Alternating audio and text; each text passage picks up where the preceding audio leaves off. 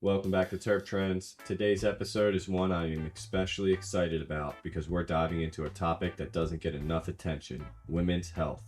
Joining me is Mia Garlock, a cannabis educator and advocate who's passionate about helping people understand the therapeutic potential of this plant. Together, we're unpacking endometriosis, a condition that affects millions of women yet remains one of the most understood and undiagnosed chronic illnesses today. We'll talk about what it's like living with endometriosis, why women's health deserves more research and more open conversations, and how cannabis may fit into a broader approach to symptom management. Of course, we couldn't have this conversation without talking about cannabinoids. We break down the compounds, explore how they interact with the body's endocannabinoid system, and discuss what the latest research says about the potential benefits and limitations. Whether you're living with endometriosis, supporting someone who is, or curious about women's health and cannabis, this episode has something for you. This is Terp Trends. Let's dive in. I appreciate you for having me today so I can share a little bit about my story. Yeah, and it's a good one too. So Mia, where we like to start is kind of getting a loose understanding of what you're currently working on and how people know you in the space, and then we're going to jump into the past. Is that cool with you? Yeah, totally. So projects I'm working on right now, I have my Instagram, Canna Science Mia, which is probably where most people meet me or know me from. And that's where I'm just trying to connect your lived cannabis experience to current research and data that we have, as well as trying to kind of give a little bit of nuance to it and maybe even provide some compassion and some understanding for people who have not had great experiences with cannabis. A lot of what we hear in media, in marketing, and in our friend groups are all of these great, spectacular, fantastic outcomes, but nobody's ever really willing to A, explain how you got there, or B, talk about the opposite side of things, where maybe sometimes you're not having a great outcome, or maybe you just don't even feel high at all. That's actually way more common than anybody really expects, and yet there's still so much stigma for us to work through. So I spend most of my time on Instagram trying to help boost confidence and safety in cannabis education and provide literacy for cannabis usage, because that ends up kind of killing stigma just by doing those things. But I also have connected my Instagram to my Substack, which is Cannabis Science with Mia, and a podcast, Synapse and Sativa, which is more of like a women's health oriented podcast for discussions on women's health experiences and how they coincide with cannabis use. There's a lot of research that I've dug into that talks about like statistics, and honestly, women are leading the cannabis movement right now, especially in terms of therapeutics and access and education. So I am really, really honored to just be a part of that. And then, so part of that project, I'm like tying all of these things together now. I also have recently been in conversations. I'm so proud of this. This is like the little scientist in me is so excited. I've recently started talking to Dr. Miabe Shields, who is co-founder of NAP, which is the Network of Applied Pharmacognosy. She and Dr. Riley Kirk are I'm like fangirling so hard. I cannot believe that I get to work with them on this. I'm fanboying over here for you. But I started working with them and everything, and we're going to be partnering together to help bring more access to cannabis research to the public and really bring on some more qualitative data so that not everything is strictly clinical, because that's where we're kind of losing the plot, in my opinion. No, so I have a lot of side projects, and then, there's my day job. I am a brand rep for a brand called Fresh Coast, which is here in Michigan. They named themselves after the Fresh Coast line here in Michigan because their goal is to be Michigan's purest concentrate, and right now we are. So I really stand behind them. They have a bunch of work in the minor cannabinoids, which if you've followed me on Instagram or if you've listened to my podcast or read anything that I've written, I'm obsessed with the minor cannabinoids. Like, let's get some attention on those, please. Yeah, the cousins. Outside of that, I'm a mom. Yeah, nice. And I'm a mom. So yeah. I have a lot of things going on. It's crazy how they can all intertwine, and it's crazy where this plant can take you once you have a strong connection to it. And we all, it'll shoot people in all different directions, an artist, a scientist, a creator, an influencer, all around cannabis. And what's wild is we all have a starting point with this plant, and then it evolves into such a different dynamic of a relationship and different avenues that it puts us in. How did you first come across cannabis? Was it more like personal use, recreational growing up? Did it strictly jump into medical? Like, what was your relationship with the plant to get you to where you are now? So originally, as part of the 90s troupe who was raised with DARE education and anti-drug propaganda, I was staunchly anti any substances as a kid. And, as a personal proponent for that, my dad had substance abuse issues for my whole life. Yeah. So like there was that personal little kind of like twinge in the back that was like, no, don't you touch that shit. Yep. I And understand. so then, you go through all of that, you grow up, you get friends. I was one of those kids in high school where like I didn't have like a set troop of friends that I hung out with. I was friends with a little bit of everybody. Yep. And so, but being, the artist and the musician that I was in school, I instantly fell in with, the punk kids and the dangerous weed boys. Sick. Because that's part of stigma too, it was always like, it was never like stay away from those girls with weed. It was stay away from the skater boys with weed. Stay away from Oh man, skater boys with weed. That was what I know. I was the skater boy with weed, so I understand. so like I fit in with that crowd really well, like as an alternative girl who was into art and into music and stuff like that. But I held myself, I held that line, I held that boundary of anti-weed for the longest time. And I think I was like 17 or 18 years old, and I'd had like the crappiest day. My boyfriend was an asshole. I was mad at every boy in my life. Oh, Um, yeah. and I looked at one of my girlfriends, and she was like, I was like, we need to get out of here. We need to leave. I'm gonna punch one of these boys if they don't get away from me. Like, let's just go. And so we're out in the driveway, and we're getting in her car. She's like, where do you want to go? And I was just like, you know what I want to do? Fuck the system. Let's go smoke some weed with a boy, my friend Troy, side of town. But Troy wasn't like all of the other guys. He was the most like low key, like laid back. Cool. He was Still Troy. he didn't care. So Yeah. went to his house. We rolled one up for the history books. He said he was marking it in his calendar, and that was when I got high for the first time. So my first introduction to weed outside of like DARE and family drama was recreational. And it stayed that way for a very long time. I took some breaks, had my first kid and everything.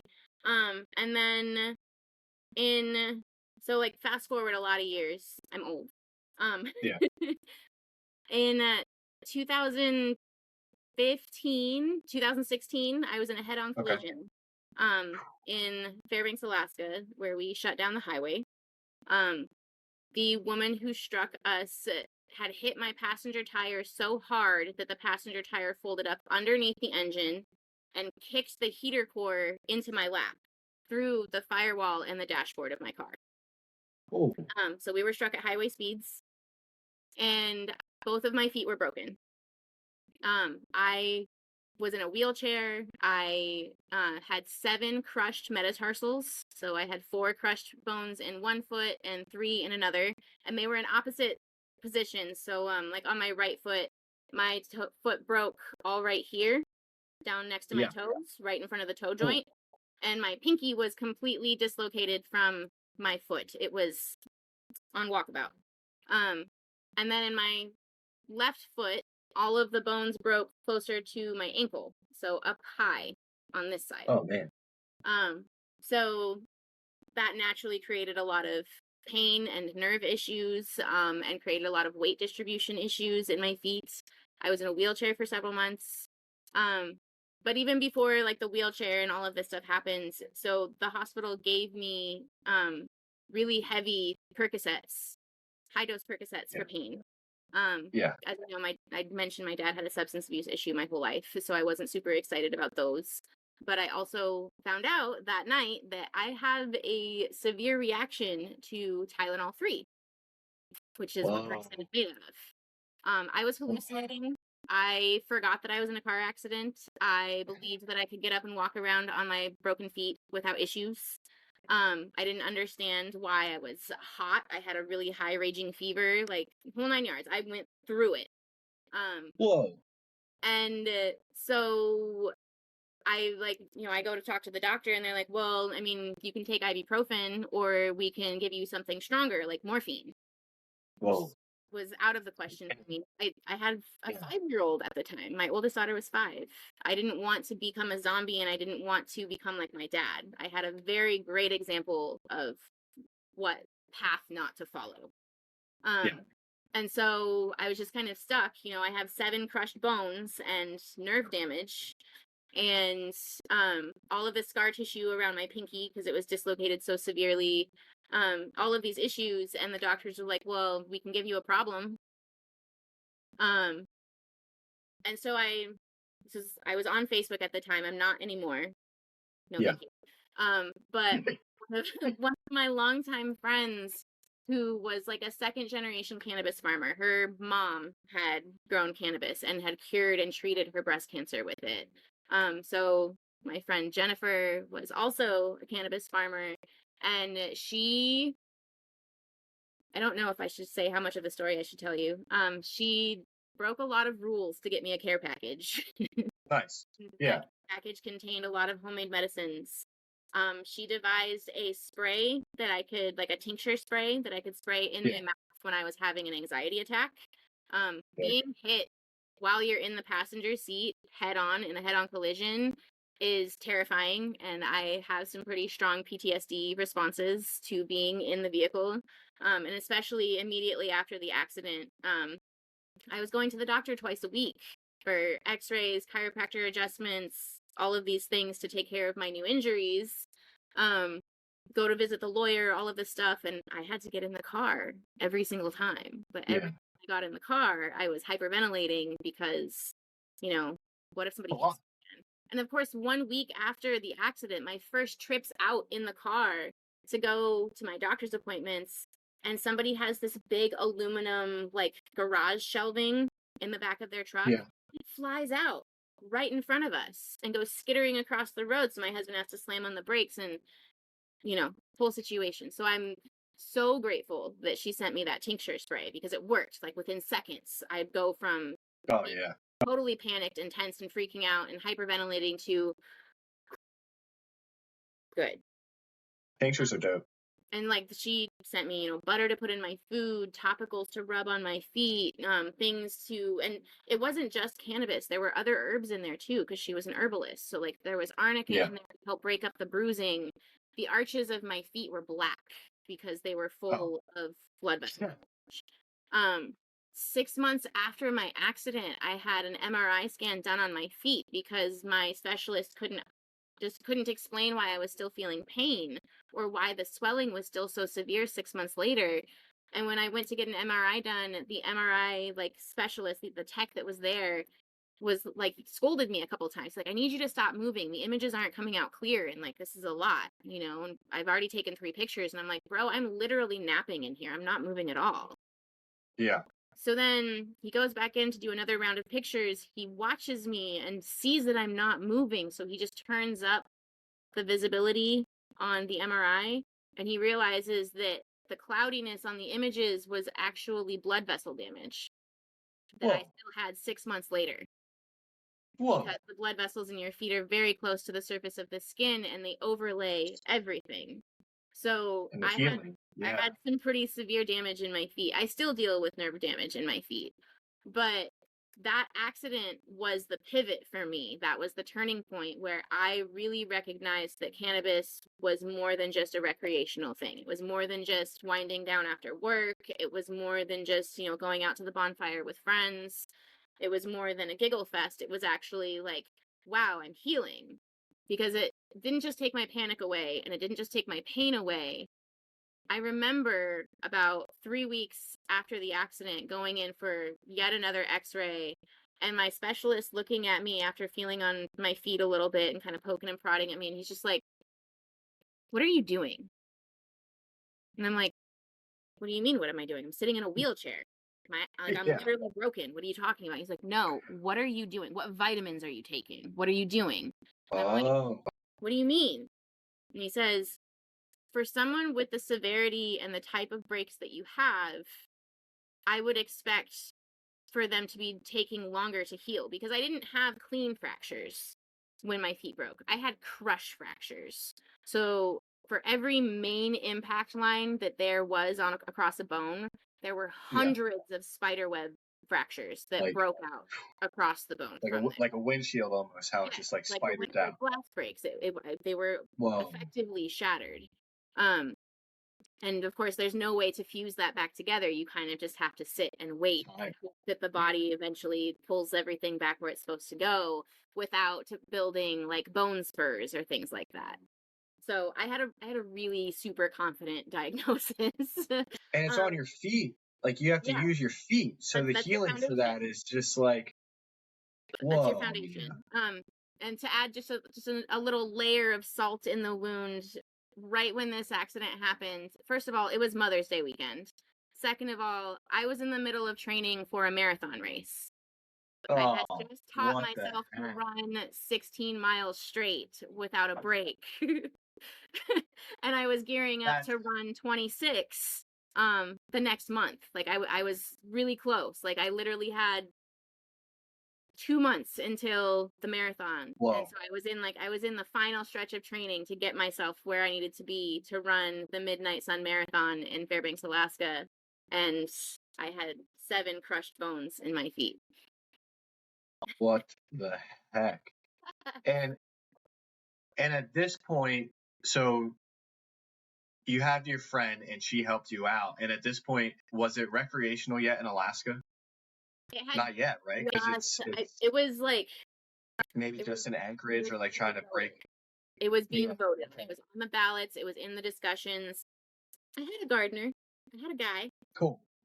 Good. So we were able to pick up, and actually I missed this gardener with my whole heart because he looked like every PTA soccer dad that you have ever seen on TV, balding, big thick jam jar glasses this big on his head, Skechers. New Nice. Balance sneakers, and crew socks up to his knees.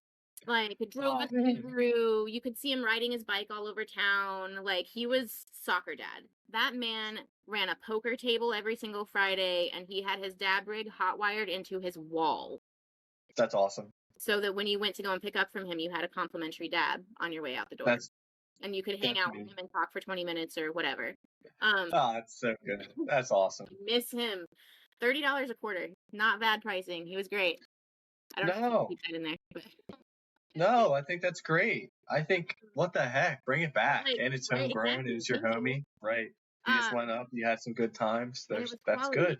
The quality. Yeah. Like he didn't just have that price. Like he just seems like a guy who cared a little bit. Yeah. We definitely did. The week after the accident, my husband kept going out to go and like re-up and everything. And at one point, our gardener was like, Are you running a side business? Yeah. Have a conversation? Like what are you doing? Yeah. Are you on my turn here, Mia? Yeah. Actually, we were in a head-on collision last week, and Mia's in a wheelchair. A lot of pain. Yeah. And he was like, "The fuck? Like, excuse me?" So, so he hooked us up. He told my husband, like, go get a nectar collector. That was the first an electronic one, and he's like, go get an electronic nectar collector. I don't even know if you can buy them like that anymore. I think they might have gotten bought out. Like an ancient tool of the past. For people that don't know what a nectar collector is, think of like a straw, and you heat the one side up and you put it in your dab container or your concentrate container. You can buy glass ones at like most head shops still, and everything. And they're pretty cool, especially for the go. One, which is like the original Puffco situation. You know what I mean? Like I had an electric one. So I just had my little puck of wax, and I'd have my straw, and I'd push my button, it would heat up, and I'd just go. Go. And so that was actually when I first really learned about concentrates too, was because like flower was spectacular, the tinctures spectacular, topicals amazing, but you want to talk about like nerve pain that comes on because the weather shifted outside. Yep. Or like, and I was in Alaska, so like think about temperature fluctuations. In the spring in Alaska, you don't just have, 20 degrees to 40 degrees and that's a day. No, it's 30 degrees above zero now, but tonight it's going to be 35 below. It's insane. Try healing bones in that, my guy. No, I'm already thinking about it, and it's nuts. It's just not conducive to. No. No wool sock could help you in that. No, there was nothing. Like there were days where putting my foot down on the gas pedal made me cry because and it would come out of nowhere. I'd be fine. It'd be so okay and nothing would bother me, and then all of a sudden there's a white hot rod being jammed in between your toes, and also they're cramping and they feel like they're being pulled in different directions, and it shoots up into your knee, and like it becomes a whole situation. And of course, because my feet broke in different places, the nerve damage is also in different places, so I don't ever feel them the same. And my right foot has more severe damage in it. There are days where I can really, really feel the floor, like too much. I can tell when I stood on a piece of dog hair. Wow.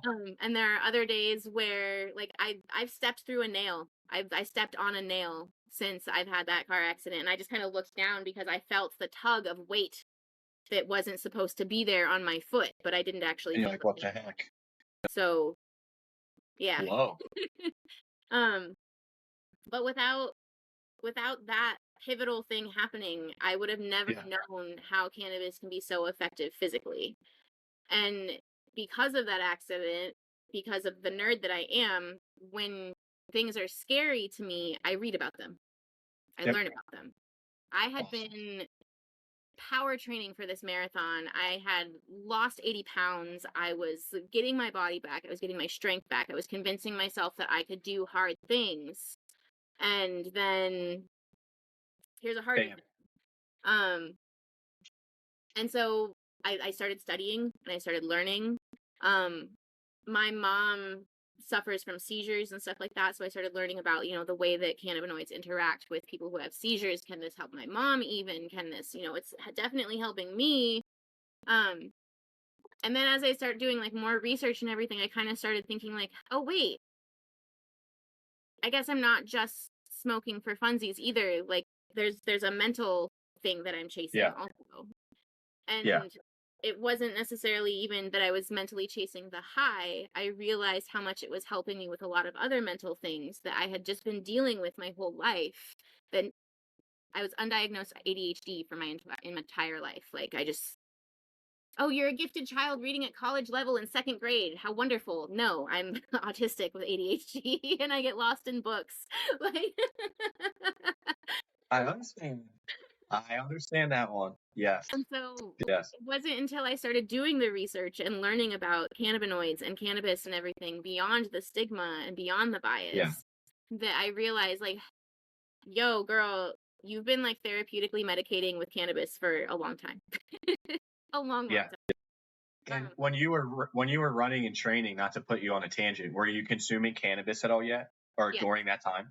Okay, you were. Because I was wondering, like, because you took a little bit of a gap and then you started training heavily athletically, and sometimes when, especially running or working out and ADHD, like it's harder for us to get started to be active, but once we are active, we do get like more of a reward from it, like with what we deal with, right? And then I found that, but I've also found the way that cannabis helps me with mine as well. So I was just curious to see if maybe the running was replacing some certain things, but then once you dealt with what you're dealing with, you reintroduced cannabis, but it seems like you were using cannabis the whole time, which is great because it's good for running. Actually, there's studies out there about it, and it's pretty cool. I was using it. So first of all, you have to know that as a child, I hated physical activity because I had asthma. Okay. And so as an asthmatic kid who is allergic to freaking everything, I mean, spring, everyone's so happy that the sun is out. I can't breathe. Like, and so, like all of I was kept from a lot of physical asthma to marathons. I'm curious. So, I've learned, so I I am a Jane of all trades. Okay. Like All right. I know a lot I'm about catching that. because I'm a nerd, but I also know a lot about the body because mine has been doing all kinds of shenanigans for forever. And as a woman, I don't really get a lot of answers when I go to the doctor. Um, Yeah. that's just the way that it is. It's I'm learning. oh, it's your Yeah. anxiety. Lose 10 pounds, you'll be fine. I'm fucking trying, my guy. It just keeps getting worse. Like, Hell. so I studied to be a personal trainer for quite a Cool. while actually. And so I learned about the chemicals in the brain that are released during exercise. I knew before a lot of other people that it wasn't actually endorphins that are making you happy. It's anandamide that the brain is producing, which is the brain's version of THC. And anandamide is the bliss molecule. It's what makes you happy. It's what makes you feel accomplished and like you've achieved things. It's that I am God and nobody can fuck with me feeling that you have after achieving something that was really hard. That giddy, excited feeling, that's anandamide. So the runner's high that everybody feels when they run or when you've done a lot of heavy powerlifting or anything like that, that's anandamide. That's the brain's version of THC dumping itself all over your brain and helping with dopamine synthesis and all kinds of other processes. So I knew about that originally. So as such, on the days where I really did not want to be up at 5 a.m. running stairs, I would smoke a bowl before I would go inside. And then go inside, turn on some Skrillex because for some reason EDM and running just goes together. And so I would go inside and I would run 5 miles on stairs and I wouldn't feel any type of way about it. Whereas before, I was hemming and hawing, oh, but she's going to be there. My coach is going to be there to meet me and she's going to be so unhappy if I cancel on her. And like the whole thing. None of those would bother me. Like it wouldn't even be an issue. It would be okay, whatever. It's 30 below outside. Cool. Run the car for 10 minutes. We're going. I'm still gonna go. I'm still gonna go get the training done. And so I was aware that cannabis was helping me in that respect. It was helping me find my focus, find the ability to lock in. It wasn't until I want to say probably 3 years ago when I first heard about CBG and started seeing it enter the scene and everything, where I really learned about the multiple therapeutic components and aspects to cannabis. Like everybody, I'm sorry, I just saw your dog. Over your shoulder. That's Carmen.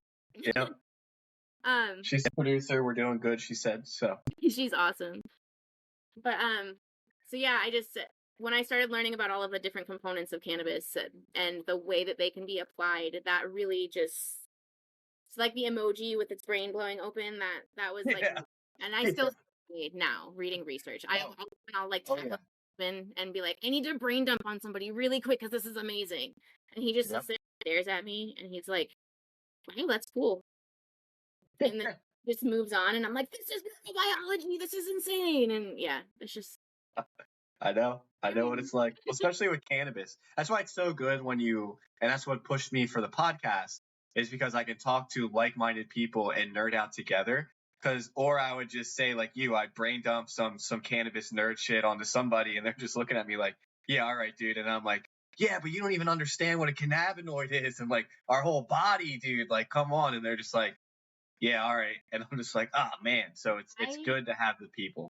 I could wax poetic about this, like, for days. Like, literally, like, give us an endless IV of caffeine and we can go for days, weeks probably, even, because there's so much. And we're like, too much. It's literally the tip of the iceberg, too, because we haven't even fully, like, gotten to everything. We don't even know fully what our own endocannabinoid system is capable of, let alone what it does. We have some really cool ideas and a lot of awesome working theories, but they're all theories because everybody's endocannabinoid system is just a little bit different than the other. And so different. Yet again, cannabis has another paradoxical situation. It's not just the plant being different from plant to plant or seed to seed or grower to grower. It's also the endocannabinoid system. And person to person, user to user.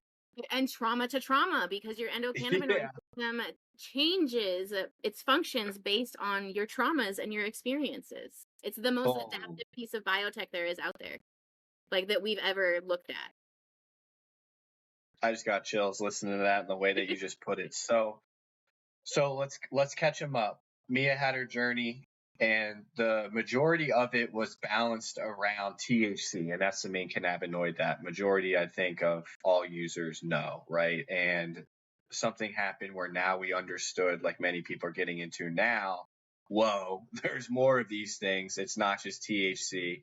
Many people heard of CBD, but what Mia is now experiencing or was experiencing is one of my favorites, and that's CBG. And you will lead us on the proper journey. But from my understanding, CBG, I call it guts and giggles, the guts and giggle cannabinoid. Yes. Really good for anxiety, really good for both, like boosting euphoria. I use it for my social settings now because I don't use alcohol. And sometimes if I'm smoking hash, I'm just not as social as I need to be. So I've been using CBG to help me with that. But it also really, really helps with the gut and aligns with the CB2 receptor that we have, and that registers in our stomach. So Mia, I'll let you take it from there. Fill us in. So CBG, a lot of us in the industry, and I call it the mother cannabinoid, because CBG is the precursor to every other cannabinoid in the plant. So before you have CBD, before you have THC or THCA or any of the others that get talked about, you have CBG. The problem with that is that as a precursor, she is usually only found in young adolescent plants.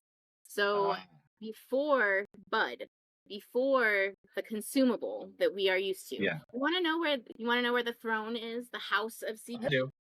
I want to know. CBG is in the little baby leaves that we're always plucking off those little plants because we think that they aren't worth anything. No. All those leaves to grow, all of the defoliating that you do in those little babies before you get them into flower. Oh. That's the house of CBG, baby. That's where. What the heck? What are we doing? We're wasting. We're being so wasteful. Such typical human behavior. God. The house of CBG is in the leaves. So one of the reasons why CBG was largely undiscovered for a really long time is because we were just looking at the flowers. We were just looking at bud, because that was what everybody was consuming, was the flowers. Yep. So now the difference, I do need to draw a distinctive line here, because in commercial cannabis, there is no CBG in the flowers. She's transformed, she's mutated, she has alchemized into intoxicating substances like THC, CBD. I don't care who you are. If you have never taken a heavy CBD dose, you don't know what you're talking about. It is intoxicating.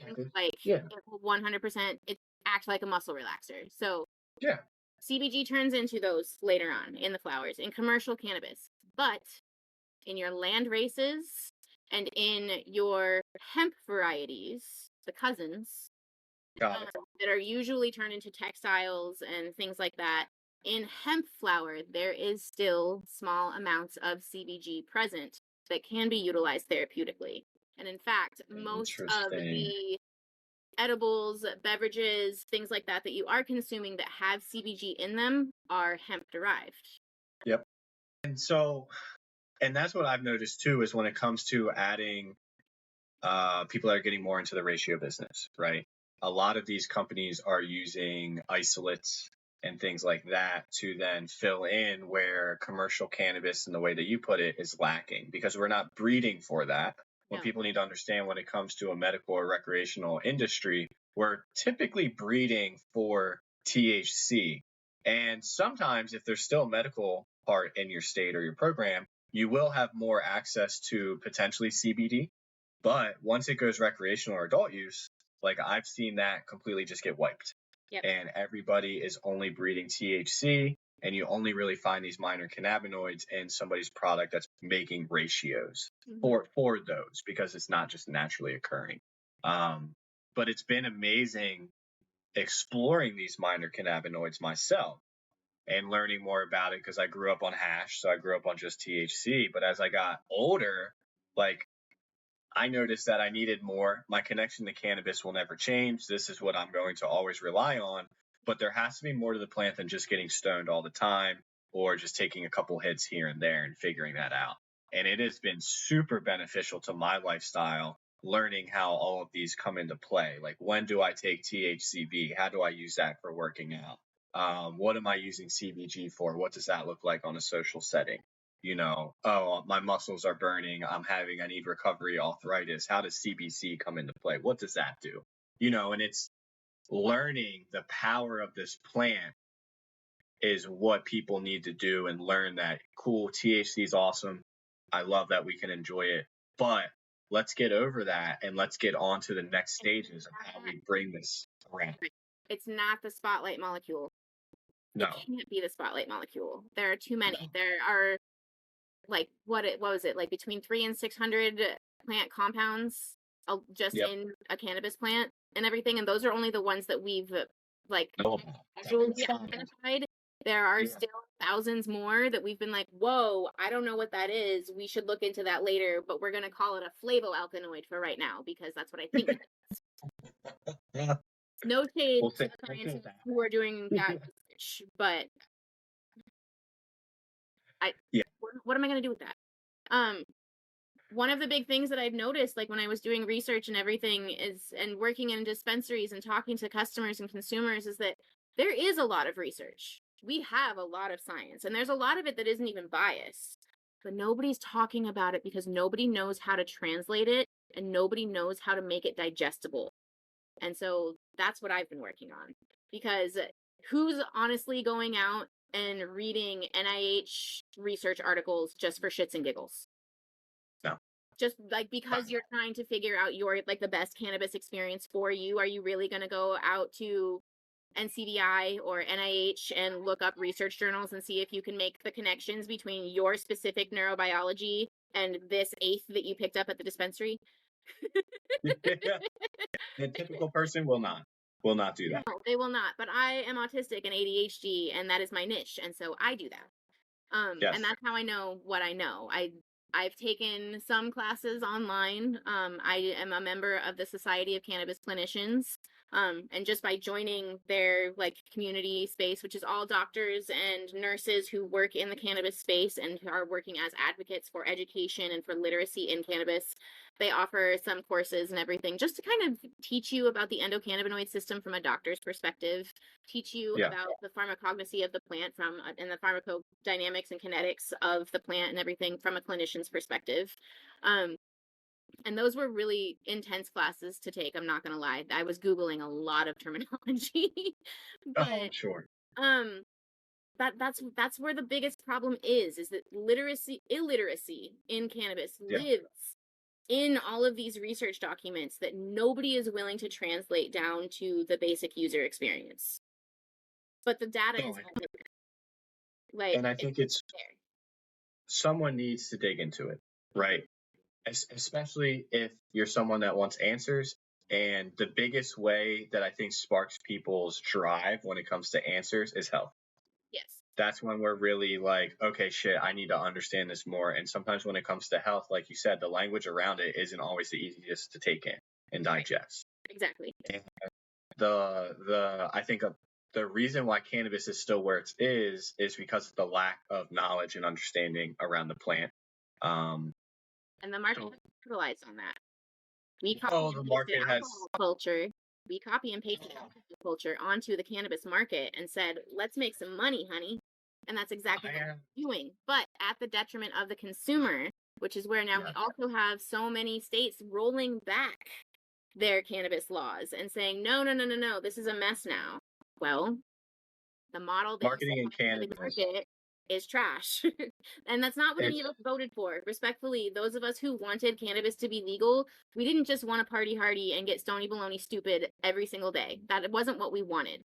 We wanted access without shame, without guilt, and we wanted to be able to go to our doctor and say, I'm consuming cannabis because I'm in so much pain when I eat food. I'll throw it up unless I smoke first, and have the doctor look at you and be like, you know what, you're right, there's cannabinoids at work there. Let's look at that and see what's actually happening. That's what we wanted. It is not what we got. What we got is a giant money machine that is making people sick because nobody understands how the plant is working because nobody's had conversations about it. So to get back onto the CBG train and everything, let's bring it back full circle. I just there's a huge watershed moment in cannabis happening right now, and I don't think that enough people are looking at it. And it started in 2024 in the University of Washington. I believe her name is Carrie Cutler. She was the scientist who led the first human double-blind trial for CBG. Whoa. And she like broke the doors open. She kicked in the doors and she was like, no, listen, it works. It does stuff. Now we just need to know how much and for who. Yeah. Because that study in 2024 showed that like over 67% of people reported a huge decrease in overall stress levels. Allostatic load decreased drastically. People who dealt with depression regularly were like, wow, I don't even really feel like I need to take my med today. People who dealt with anxiety that like just was constantly chewing on the back of their head all day long suddenly found silence. People with ADHD who took CBG reported an overwhelming amount of symptom decrease. Like they just didn't feel that flighty, unorganized, all over the place mode. From my personal experiences, and this is what made me start looking into CBG more heavily, I took a Fresh Coast, the brand I work for, I took a Fresh Coast / CBG gummy. Their original CBG gummies were the Macintosh line, that they used Mac as the strain base for that, which was really funny because every time I ever smoked Mac, I hated it.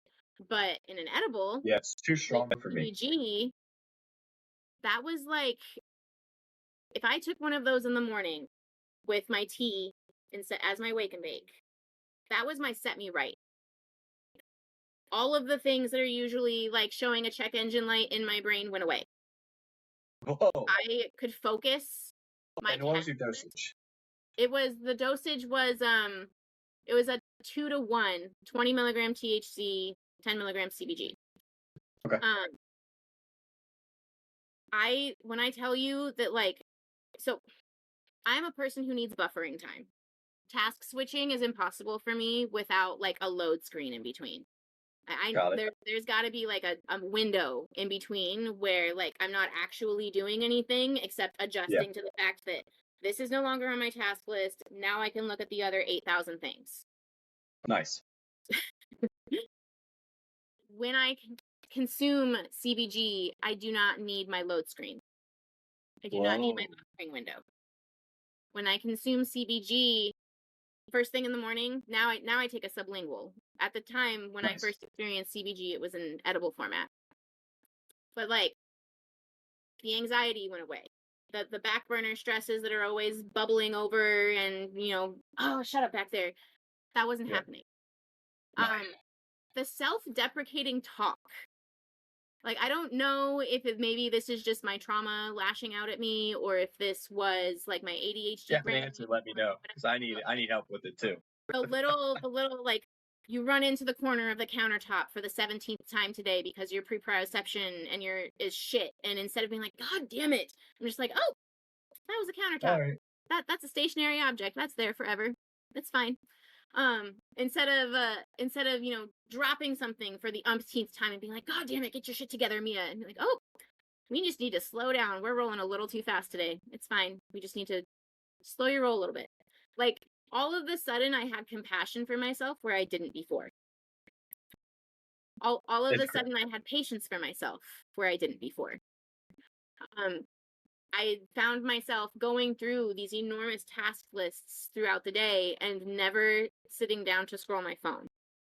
Never stopping in the middle of making my lunch and doing 47 other tasks and then turning around and being like, oh shit, there's my half-made sandwich with my stale bread now. Why am I hungry? I didn't deal with that. Right. No, the interoception is terrible. Terrible. I struggle with hunger cues and thirst cues. I'm a beverage goblin. I will constantly have 3 or 4 drinks like going at the same time. Do I drink them though? I like 3 right here. Yeah. Do I drink them though? No, I don't. Never. I hold them. They're nice to look at. I'm clearly hydrated with my beverage assortment, but I'm not. I don't drink water. I'm chronically dehydrated.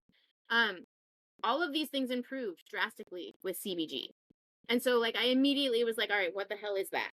Because that's not That's not like putting me into the couch. It's not making me actively hungry. I just am recognizing my own body talking to me, and it's not bothering me. And that was It's the key. crazy. Like, I can listen to my body talking to me, and instead of being irritated with it, I can comprehend it. I can address it. I can handle It's it. power. Right. And I was just like, no, what is that though? And also, can I take it in a vitamin every day? Yeah. Because I obviously this is helpful. Um, so from that 2024 research, from Carrie Cutler, the Hey, real quick. yes, Do you remember the dosage for the experiment for the double blind? What they were using I believe the dosage was around 40 milligrams, of but I'm not, CBG? of CBG, but I'm not positive Okay. on that. I do know Yeah. that they did it in segments so that, group A had placebo and group B had the CBG dose, and then halfway through they switched. And neither one Okay. knew what they was taking at the time. Like, the people who were taking the CBG assumed they had the placebo. The people who had the placebo assumed they had the CBG, and vice versa. Like, they swapped. Nobody Yeah. knew what they had at the time, so all of the results were full blind. Awesome. From that research, the University of Arkansas, which really surprised me because the southern region has not been super excited about cannabis for a long time. Yeah. But the University of Arkansas saw that research and said, bet. And they are, I believe, concluding their trials within the year, but they are running an 80 milligram dosage for ADHD individuals. And I believe it's 80 milligrams more than once a day to dose for CBG, and they're fully taking on, the results and like for that data and everything right now. So like, I just released an article on my Substack about ADHD, womanhood, and cannabis consumption, and it's incomplete. Like, the data is incomplete without the results of that research and everything. So it's pivotal. We are not just looking at anecdotal self-reported use, which is what 90% of cannabis research is. Yeah. We are looking at clinical dosing on a schedule with a cannabinoid to help address specific mental health situations. I know. And fun fact, CBG works with the same neurotransmitters in your brain that several very popular ADHD medications work with, which is why the University of Arkansas was like, wait a minute, this is the same pathway.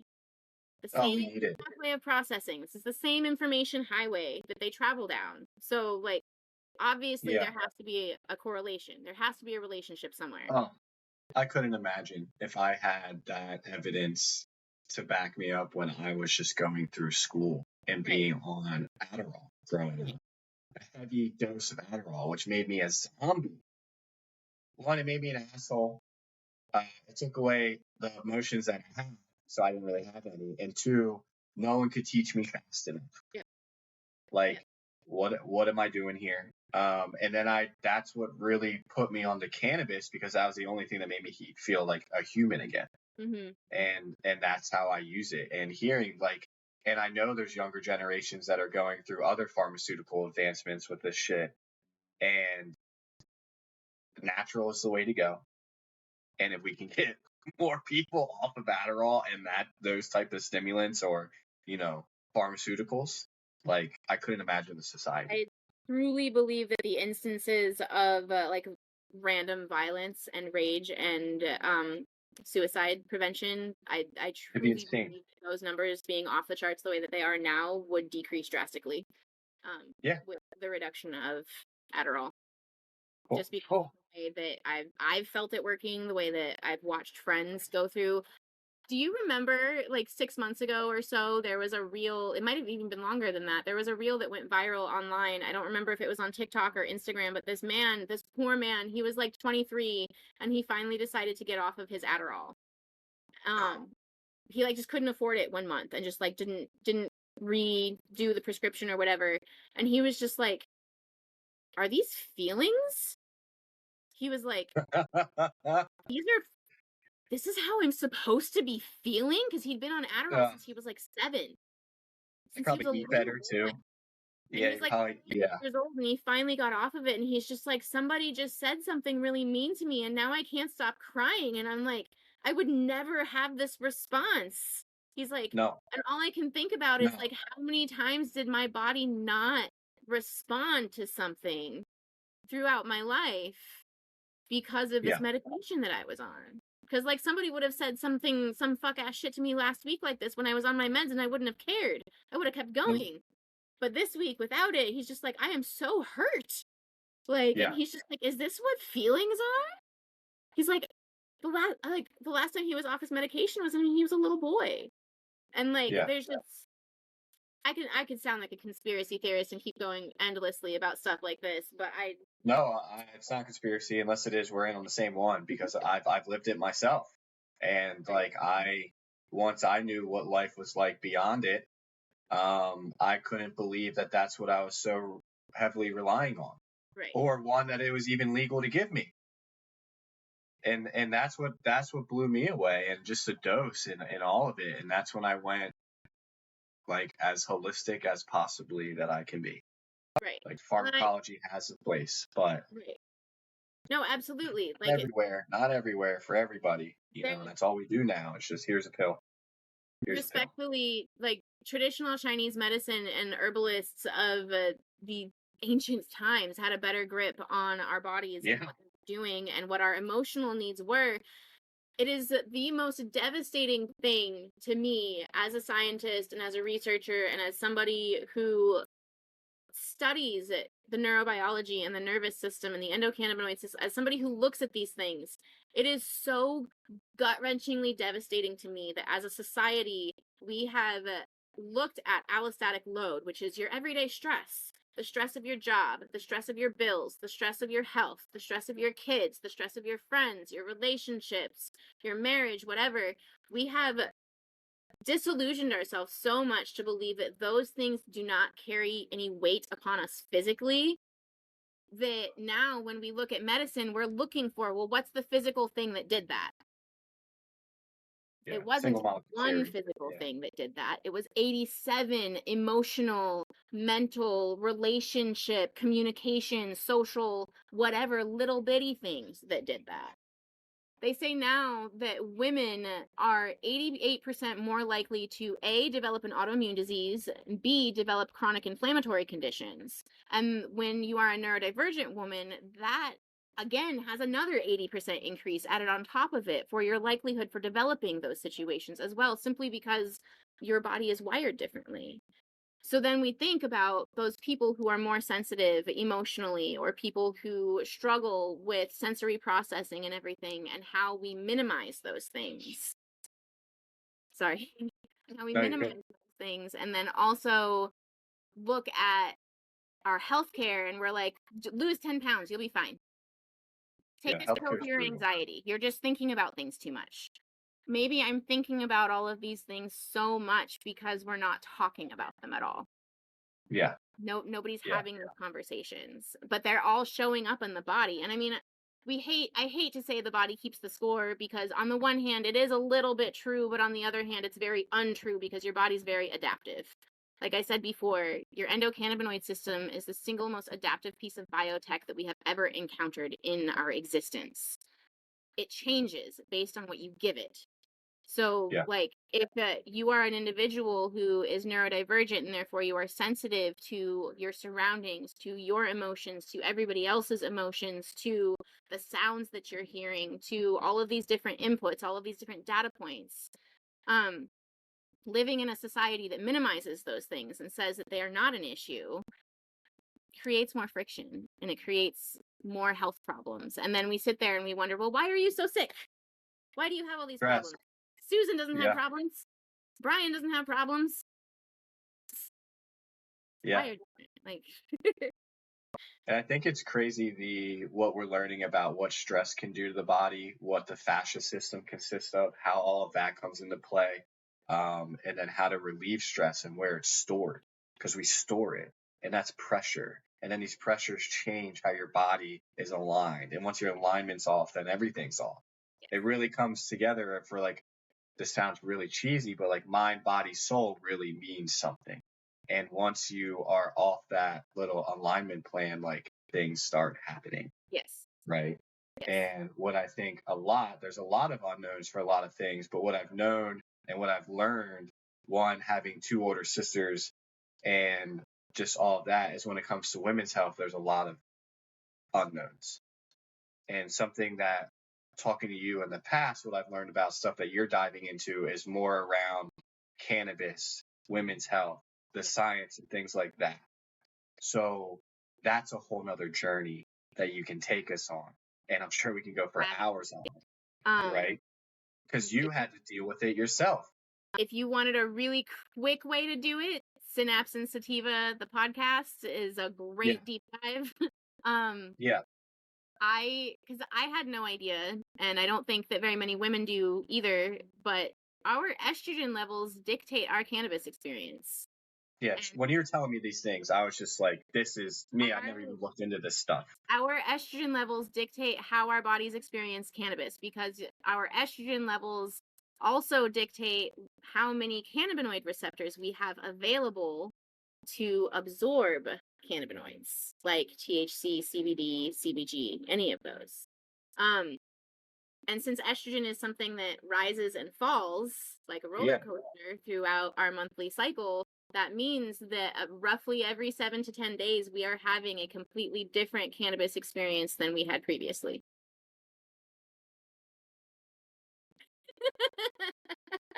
Which is why, so like, for example, when a woman is follicular to ovulating, so those are the first stages after your menstrual cycle. This is when estrogen is rising, is on the up and up.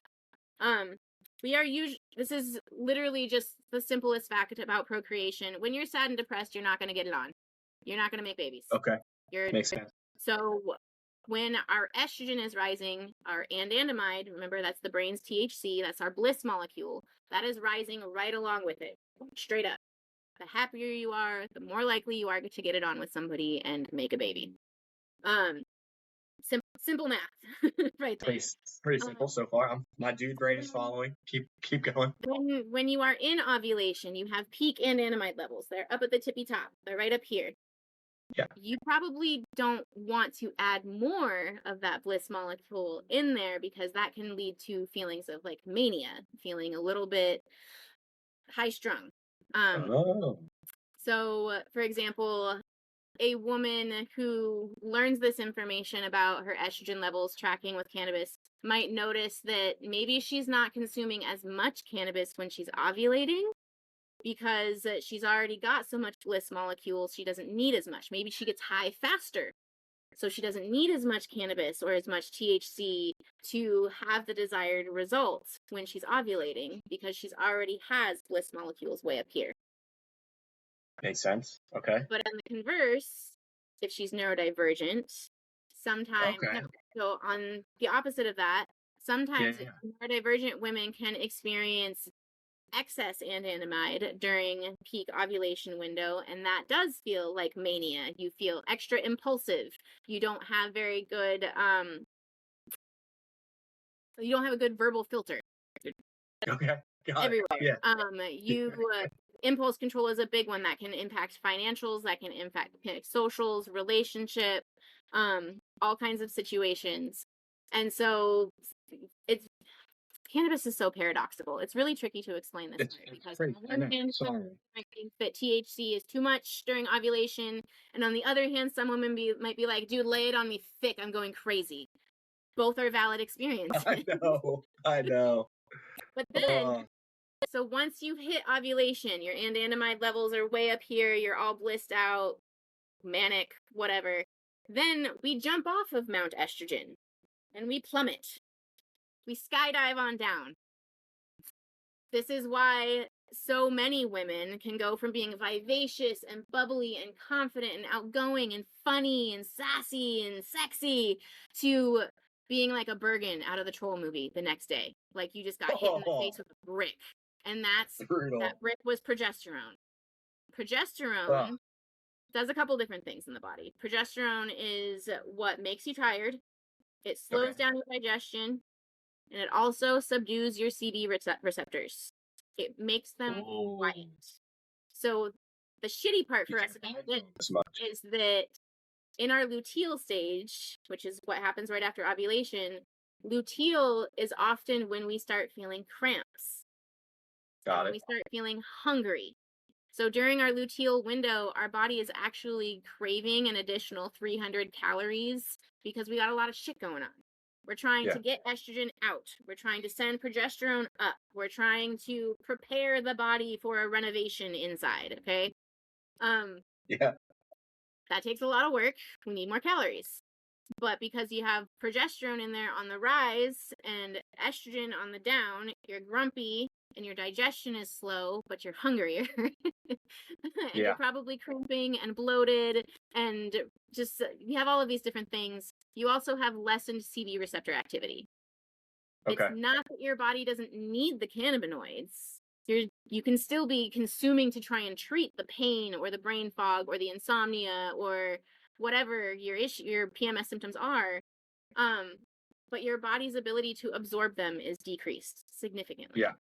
Because progesterone is technically like the body's house-made version of Valium, which is kind of like what you would be consuming cannabis for during your luteal stage, a way to calm down so you're not irritable, you're not grumpy, you're trying to get rid of the pain, all of those things. So estrogen is like supposed to be like your antidepressant, and progesterone is like your Valium. So estrogen up, progesterone down.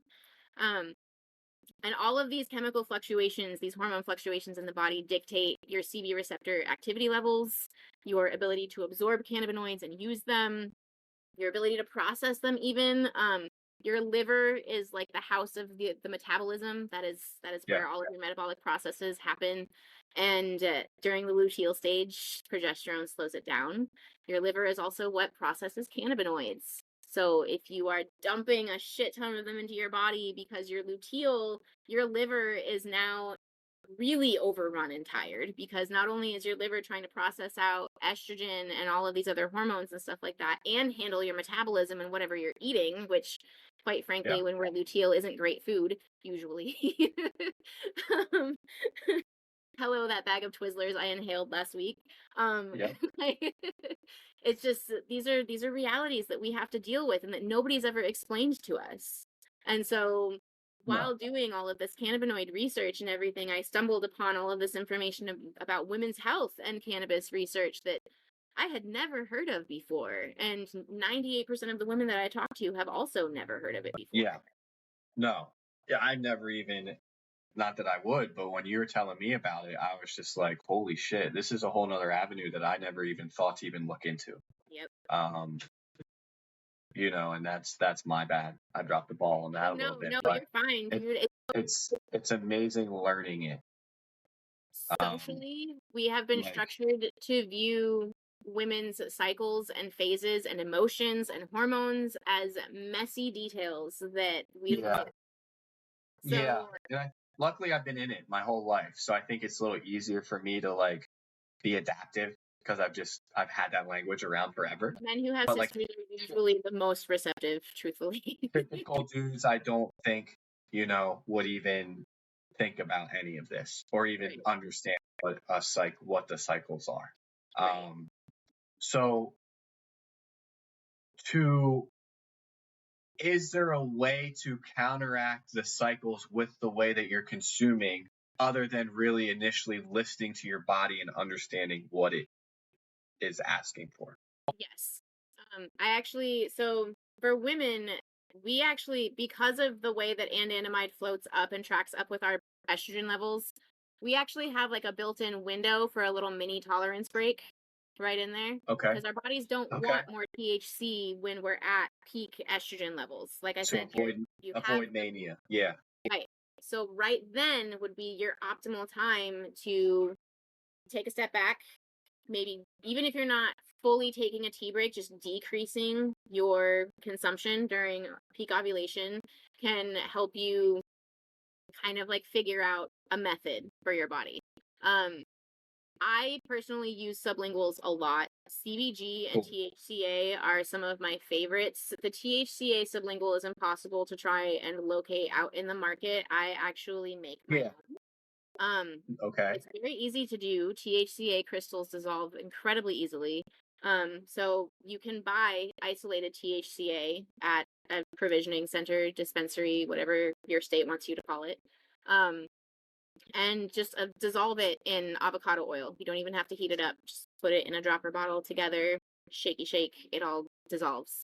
And what is your dose? And for people listening, usually when you buy THCA, it's going to come within a gram. So that's going to be 1,000 milligrams altogether. So then you would dissolve it probably in like a cup or a half a cup of avocado oil. Looks scary and like something that you don't want to be consuming. It looks like a very hard drug. It is not.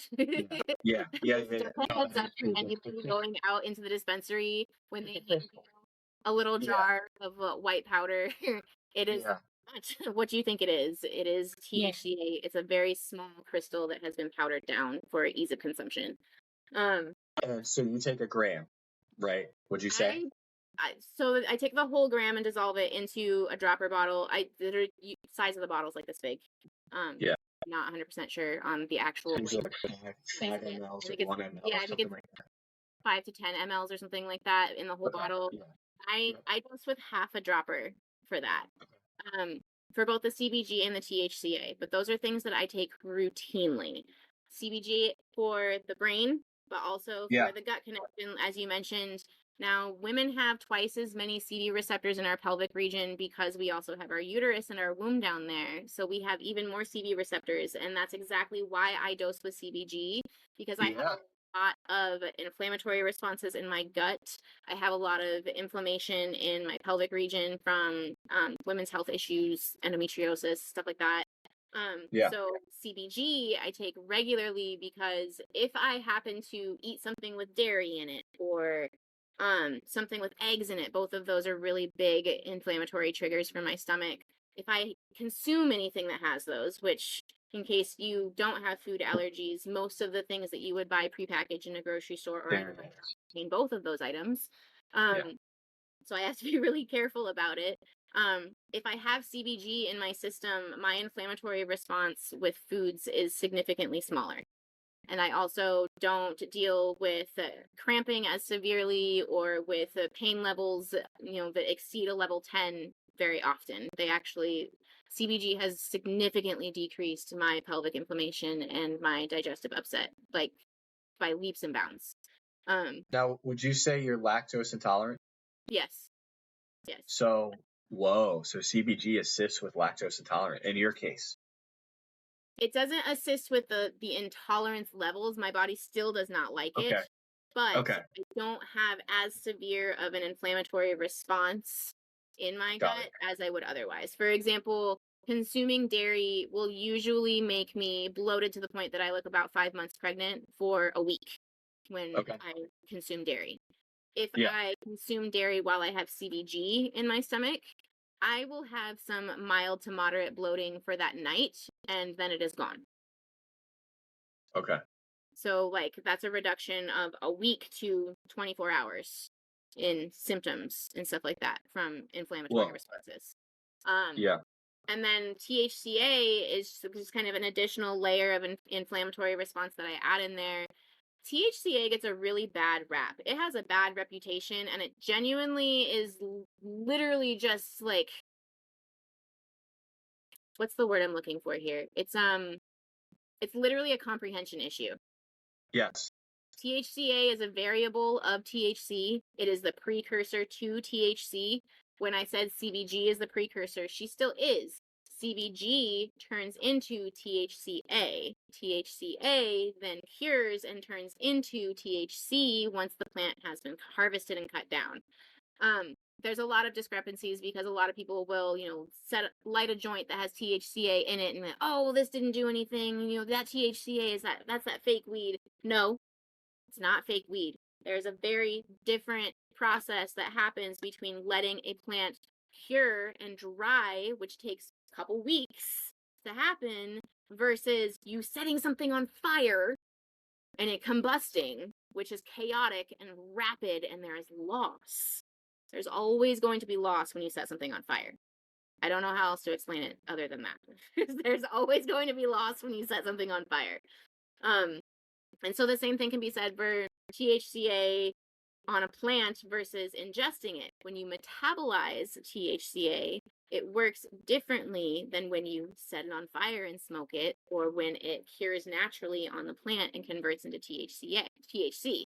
Those are all very different processes. So they all take different amounts of time and different kinds of heat and all of that. No, the heat from your body does not turn THCA into THC. When you are metabolizing THCA, it is metabolized through non-intoxicating pathways of the body, and it instead acts like a fire extinguisher and just is going and putting out fires all over the place. Wherever you have inflammation or heat in the body, THCA is like, nope, not there, nope, not there, nope, not there, and it just goes and puts it out. Interesting. And I feel like the only way to really truly get THCA would be through ingesting. Yes. Right? You would have to eat it. You have to ingest it. In order to have that outcome with it, you have to ingest it. Because otherwise, with combustion, you set it on fire, it turns into THC very quickly, but it also loses certain properties because it has been chaotically combusted. When it cures on the plant, it's a very slow transformation, kind of like a butterfly. It takes time. Yeah. It switches over very slowly. There is still going to be some THCA present on the flower, but when it's in the flower stage, 9 times out of 10, what are you going to do with it? You're probably going to set it on fire. So Combustion. Whoa. Because I've always heard it, or like juicing cannabis and things like that, you know, and that would also be a property, I guess, to get some of the THC still intact to how you do it. But I've never myself experienced or experimented with THCV, but THCA I haven't really, besides smoking. One of my friends, her dad is a veteran, and he has some shrapnel in his leg still that like is just slowly migrating its way out. But I guess it's very crazy.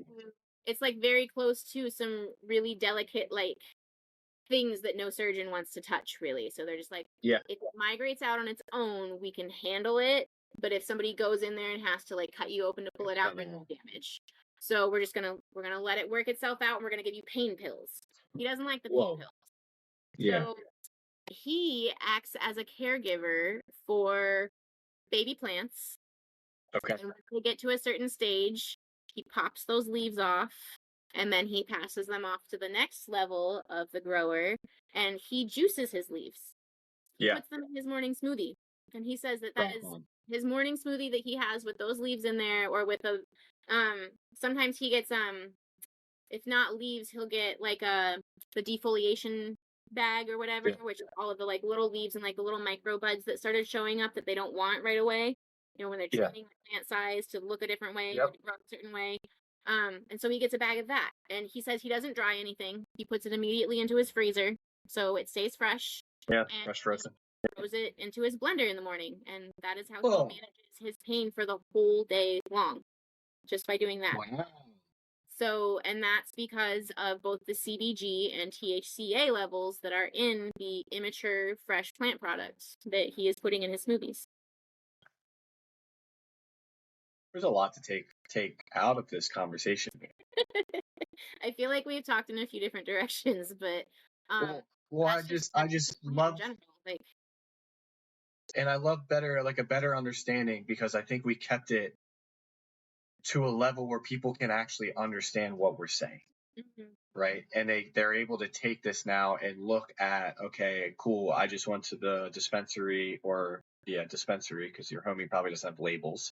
And now I can read and I understand what these 3-letter abbreviations are doing, or how to align it better with my body. And that's what I'm hoping we get to, a point where we start a cannabinoid terpene therapy, where we can take people's, this is my, before I die, my goal, or hopefully someone does it. I'm sure people are already doing it, is you get a treatment plan specific to your body, only using cannabinoids and terpenes and other components of the plant.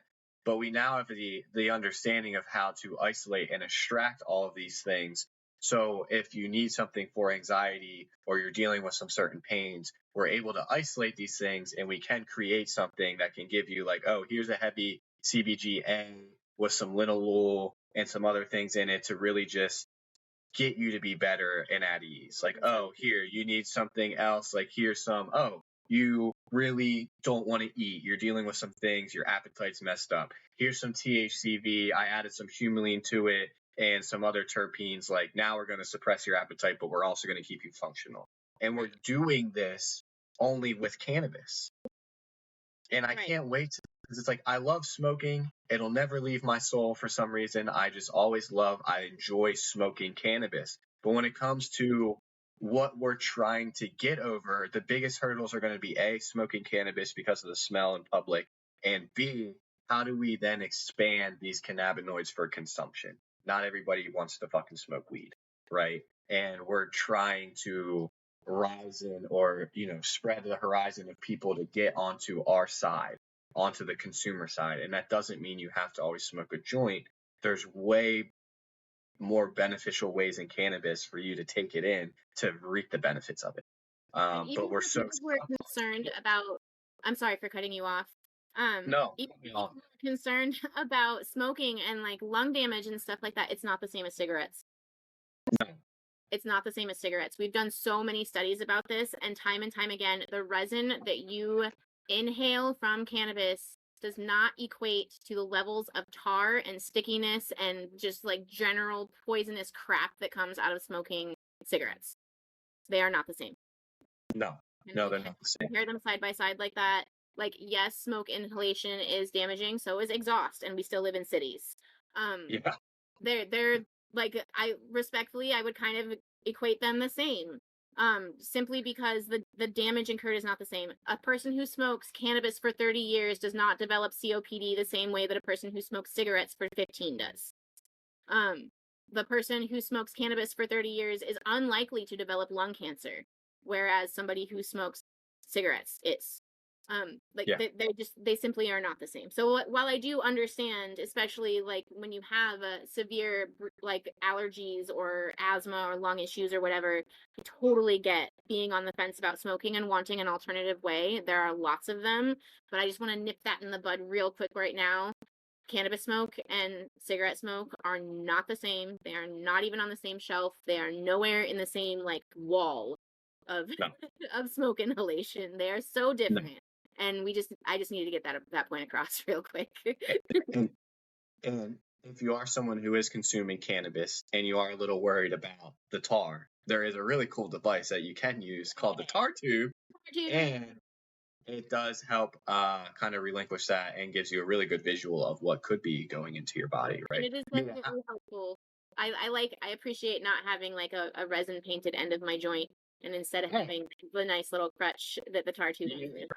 And you can't deny once you see what is collecting, like how beneficial the device actually is. Right. And I think that's what's cool, because for us to actually have proof, like we need evidence. Like that's just how we are. Like we can use things, but yes. So I want to be just conscious. How much time do you have, Mia? Probably talk for another 20 minutes or so. Okay, perfect. So two things that we can fit into the 20 minutes. One is the endometriosis that you've been diving into with cannabis. And two, I would love to learn more about what you're breaking into with Dr. Riley Kirk and the whole NAP Association. I think those would be two great plugins, if possible. If you want to pick one, pick one. Very related, so I can talk about both. Okay, let's go. Okay. So talking about endometriosis, I actually have developed two of the best friendships that I have had in probably most of my life through my research with endometriosis and cannabis consumption. And that is Mel Gonzalez, who we all call her Queenie on Instagram because she just is that girl. Dang. Every part of me. I want to be neighbors with her when I'm an old lady so that we can smoke weed in the garden. Like that's going to be us. And then my other friend is Jen, who she's not an active advocate or activist out in public, but she is like the most punk rock badass woman I have ever met in my entire life. And she's just, those two girls are always there to support me. I just wanted to shout them out really quick. Um, so That's a cool block. what I've learned about endometriosis has been a lot from them, but also and from my own experiences as well. Um, I had a really like dismissive kind of diagnosis when I was 18.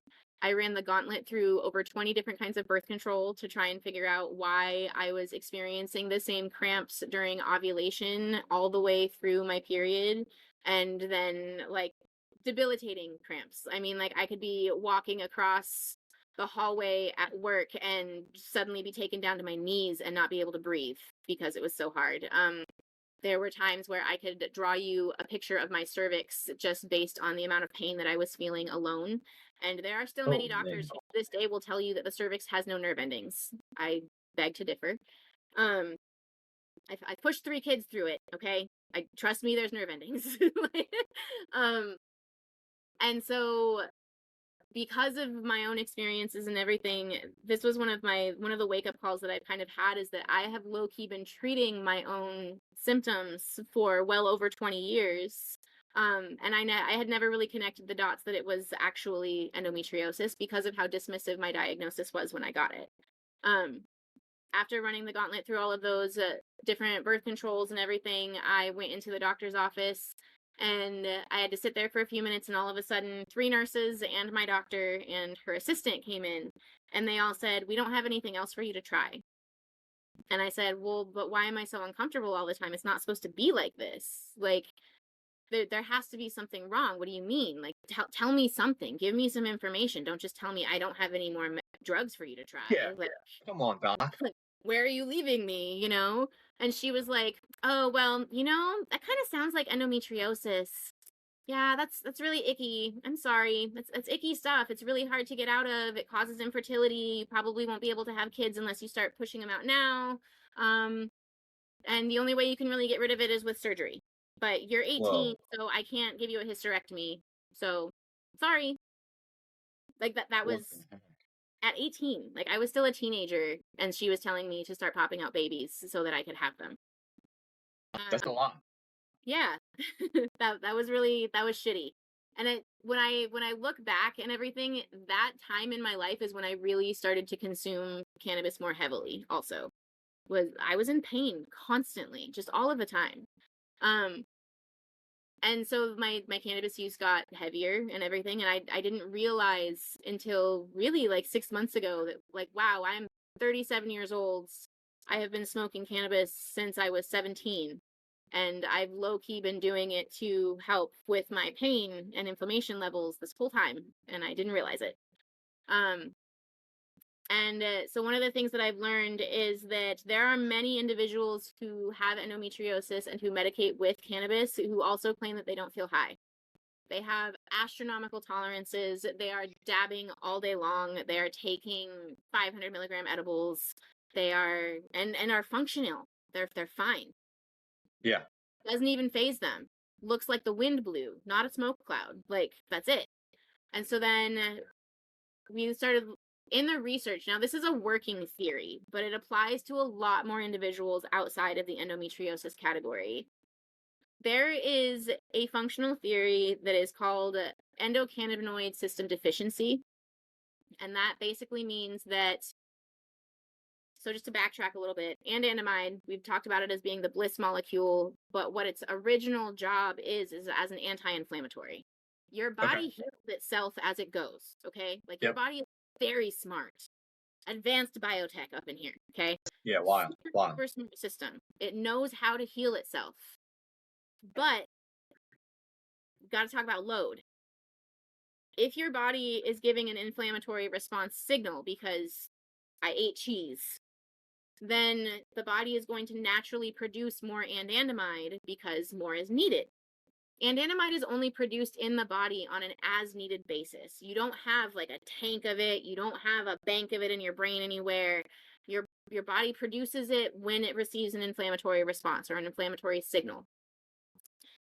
If the body is under constant inflammatory stress, the endocannabinoid system cannot keep up. It cannot create enough anandamide or 2-AG, which is the other house-made endocannabinoid. It cannot create enough to fully respond to all of the signals it's getting. So in a body with endometriosis, that body is constantly receiving inflammatory stress signals all the time.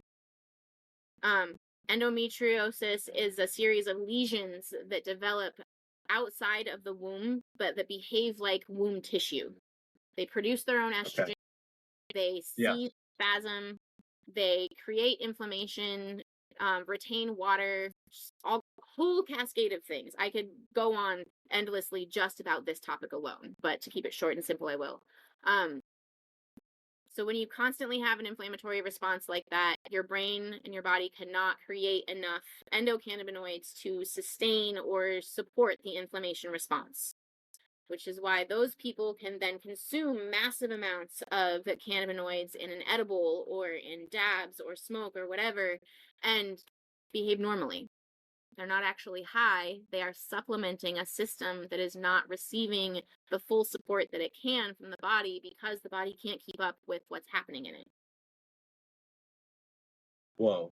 And that doesn't. And I've noticed, not to cut you off, I've noticed my day job for a cannabis company, we specialize in ratios, but it's a gummy. And I do a lot of the market and the activation. So I'm talking to the public all the time and it's talking to people about edibles and things like that. And I've noticed over men, a lot of more women claim that they don't feel edibles or THC or they need a higher dose. And I've always had that in my head where I'm like, whoa, I'm seeing a pattern. I'm seeing a pattern. So I wonder if there's any relation to that. And when I speak to you, it's giving me more knowledge of what's going on in your gut and in the ladies' system over the men on why this may be happening. Remember, I said women are 88% more likely to develop chronic inflammatory or autoimmune disease or condition because of the amount of stress that we're under on a regular basis. So, and we don't help, So then you look at legislation like the Farm Bill that went through last year that limits hemp. And you think THCA is the number one component that we harvest off of hemp commercially for the cannabis industry. CBG is next in line after that. CBD is next in line after that. And all of those things were recently made illegal. How is that not a direct attack on women's health? Well, it is, but I don't think they know. You don't know what you don't know. And maybe I think the whole legislation and oversight of cannabis and hemp is with people that don't understand cannabis and hemp. Absolutely. That's why we had to redo the hemp bill, right? So, holy shit, to think they would be on our side is just insane. But to think fact, I'm sorry, I just want to add this fun little fact. Yeah, let's get it. I just did this today, actually. Doctors get paid significantly less money for female surgeries than they do for men. Like the hospital doesn't make as much money and neither does the doctor on surgical procedures for women than they do for men. It's actually a 43% discrepancy. 43%. Did they say why? Not to go on a huge tangent, but did they over the sexism? Messy scientific details. Remember I was talking about with women's issues have been dismissed because it's just too much to look at. It's too much to look into. So it's a mess. You have a vagina, get fucked. It's just capital F. No, I mean not to beat it, but that's what I've learned. Yeah. Being surrounded by it, that's what I've learned, and that's why I love learning more about it. So then I can be a male advocate on that side of things to push to see where, because we need to know more. We need to know more, not just about us, but about all of it. We're all in this shit together. Unfortunately, people don't understand that yet. That concept just isn't here yet, and it blows my mind. I pray for it every night. Holy shit, Mia. One thing I love about what I do is I get to re-listen, and it helps me, one, get over my own voice and do something that I don't like to do, is editing every time, and I hear what I sound like when I do it.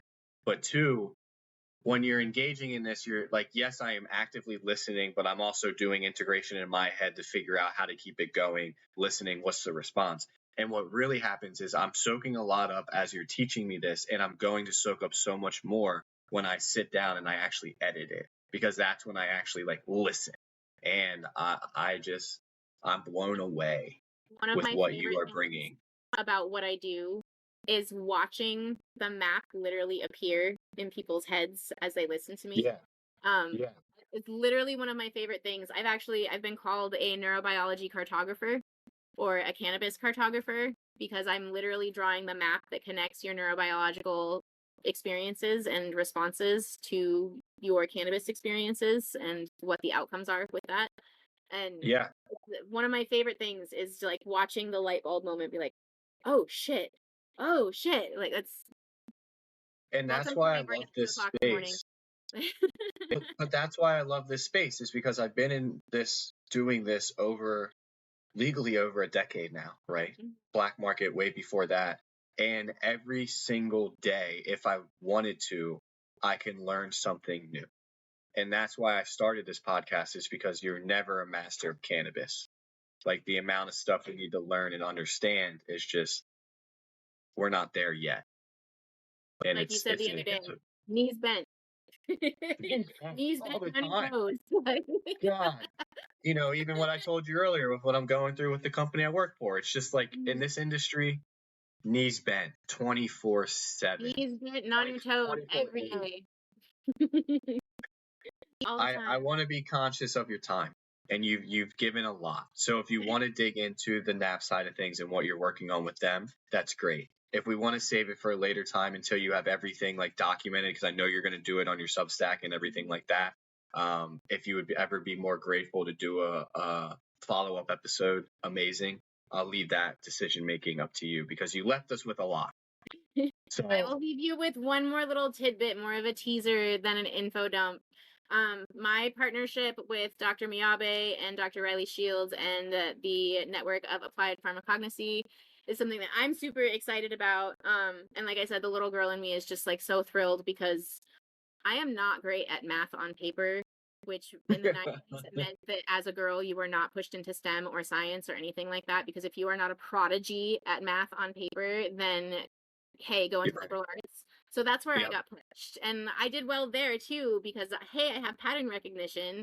But this is where I've always wanted to be, is steeped in the science and literally shifting the way that people think about things. And NAP is such a wonderful nonprofit and wonderful program to partner with, because they are not just looking at creating another biased cannabis research study. They are looking at actually quantifying real lived experiences within marginalized communities, especially.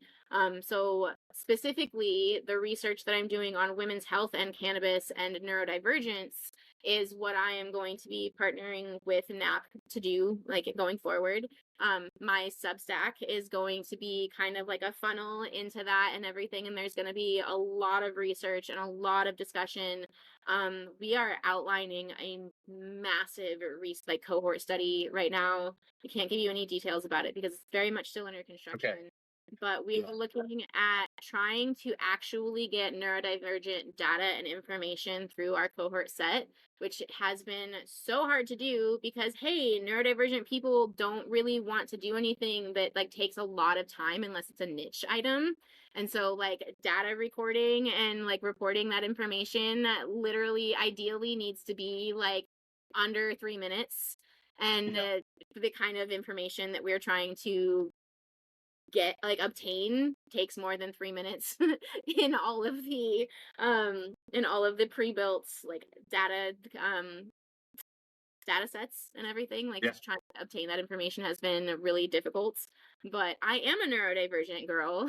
So I am kind of bringing my brain into the play a little bit to help kind of design ways to obtain information that helps keep data for the neurodivergent demographic. So we can actually pull some information out of it instead of just being like, God, these weirdos, they can't keep anything straight. They can't stick with anything. Like, I'm harvesting so much data, I can't keep it straight. I'm sorry. So if only they could just plug in. Like if they could it'd be way different.